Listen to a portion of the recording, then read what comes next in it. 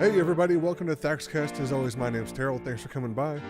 So we just got back from the holidays and I had hoped to have a couple of videos ready to go with some collaborations with some really interesting and smart people. However, we all passed around different sicknesses and we just never really got a good time to shoot. So that's been put on the back burner.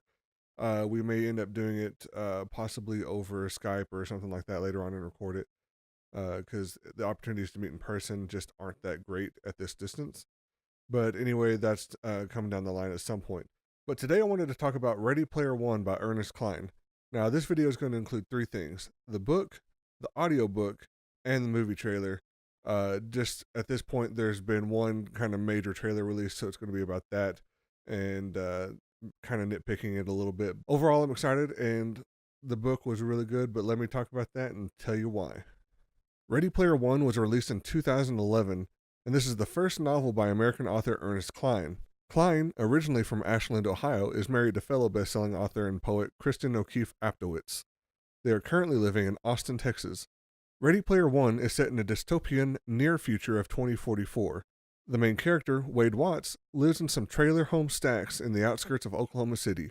He says his dad gave him that name because of the alliteration, making it sound like a superhero's alter ego, like Clark Kent or Peter Parker. In this future, there is an energy crisis from the depletion of fossil fuels and the fact that we never took the proper precautions against global warming. This caused widespread social problems, incredibly high unemployment, and economic stagnation. As gas became too expensive to buy, people would just leave their cars where they ran out of gas, leaving cluttered cities and large dump yards of cars. The one escape for people is the Oasis, a virtual reality simulation invented by James Halliday and Ogden Morrow. Basically, Steve Jobs and Steve Wozniak with several personality traits swapped between the two.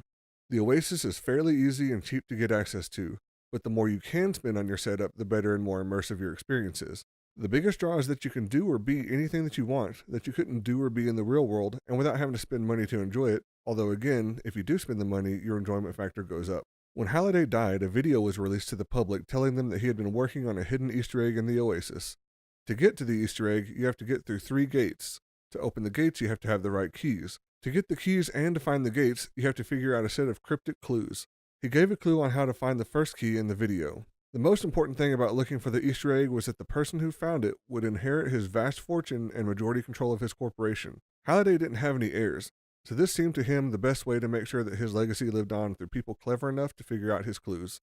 Now, something he didn't anticipate was the need for any clauses in the contest to omit other corporations from going for it. So their rival company, Innovative Online Industries, will stop at nothing to be the first to get the Easter egg. They employ thousands of people and use any exploit or cheat they can find. Each employee is given a 6-digit employee number, and their avatars all look identical. These are known as the Sixers.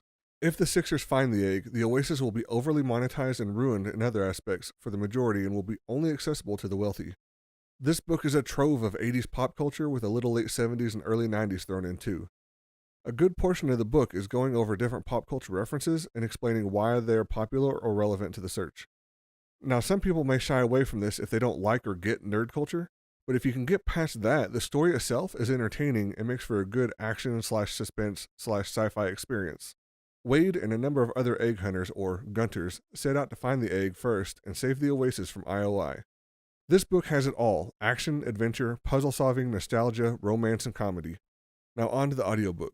It was read by Will Wheaton. Now I love Will Wheaton, but I thought his voice was going to be annoying for an audiobook. Now that I've listened to it completely, I can't imagine it being read by anyone else. His voice and his personality were perfect additions to this book to bring it to life. The only thing that gets a little tedious is when we occasionally have to hear a read-through of the top 10 of the scoreboard.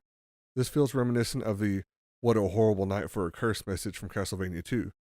That isn't Will's fault, just something that doesn't translate to audio as well when read.